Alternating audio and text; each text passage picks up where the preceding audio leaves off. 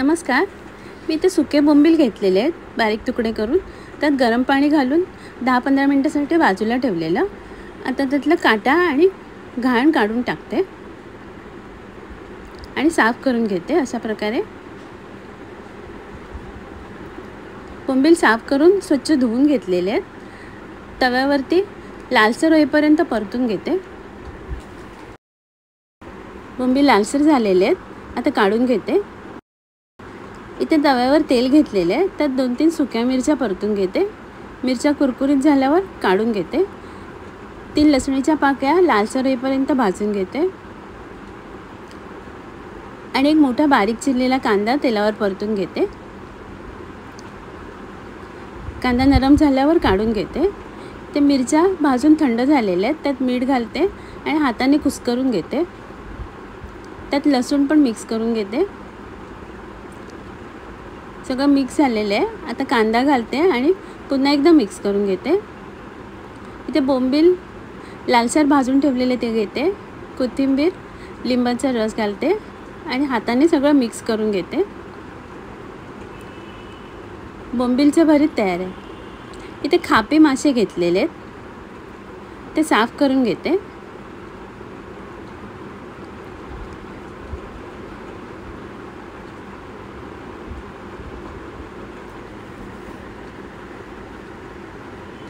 अशा प्रकारे साफ करून घेतलेले आहेत. आता कापून घेते मासे.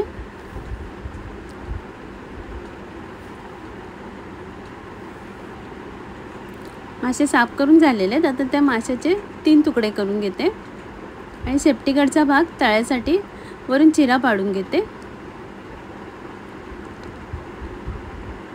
मासे कापून झालेले आहेत. त्याला मीठ लावते आणि बाजूला ठेवते. इथे शिणाणे घेतलेले आहेत. एकच मिळाला मला. तो कापून घेते आणि त्यात घाण असते ती काढून टाकते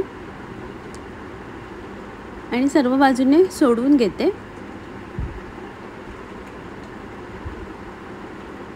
अशा प्रकारे तर काढून घेते. त्यात एक जाडसर असा धागा असतो, तो काढून टाकायचा असतो.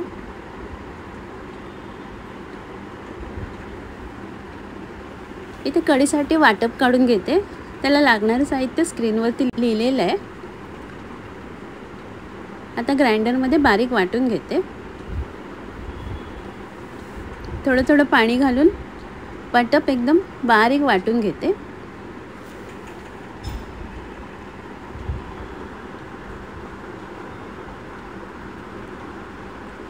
वाटप काढून घेतलेले भांड्यात गॅसवर गरम करायला ठेवते. त्यात हिरवी मिरची आणि बारीक चिरलेला कांदा घालते आणि वाटपाला उकळी काढून घेते.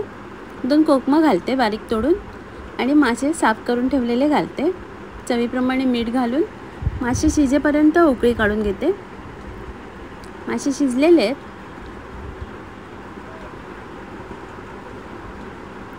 खापीची कढी तयार आहे. ते शेपटीकडचा भाग तळ्यासाठी घेतलेला आहे. त्याला कोकम, आगळ, हळद, लाल मिरची पावडर आणि मीठ लावून घेते.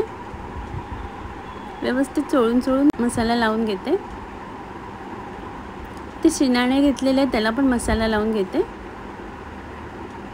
रवा आणि तांदळाचं पीठ मिक्स करून घेते. माशांना तांदळाचं पीठ आणि रवा लावून घेते.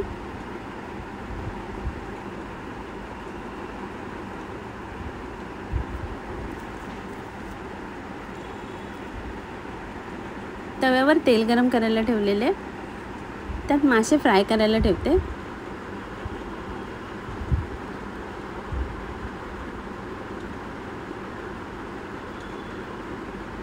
अशा प्रकारे 2-3 वेळा परतून मासे सर्व बाजूने फ्राय करून घेते.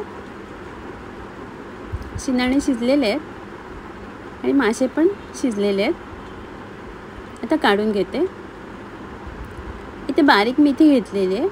त्याची मुळं कापून घेते. अशा प्रकारे भाजी साफ करून घेतलेली आहे आणि 5-6 वेळा स्वच्छ पाण्याने धुवून घेतलेली आहे. पाणी निथळल्यावर बारीक चिरून घेते.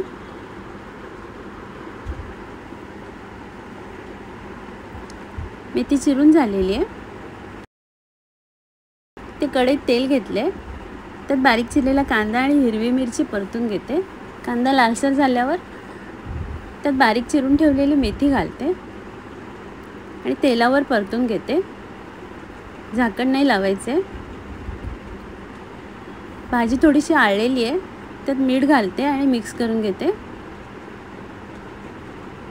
भाजीला पाणी सुटलेले आहे, त्यात ओलं खोबरं घालते। पाणी सुकेपर्यंत भाजी शिजवून घेते। भाजीतनं पाणी सुकलेलं आहे। बारीक मेथीची भाजी तयार आहे। आता मी सर्व करते।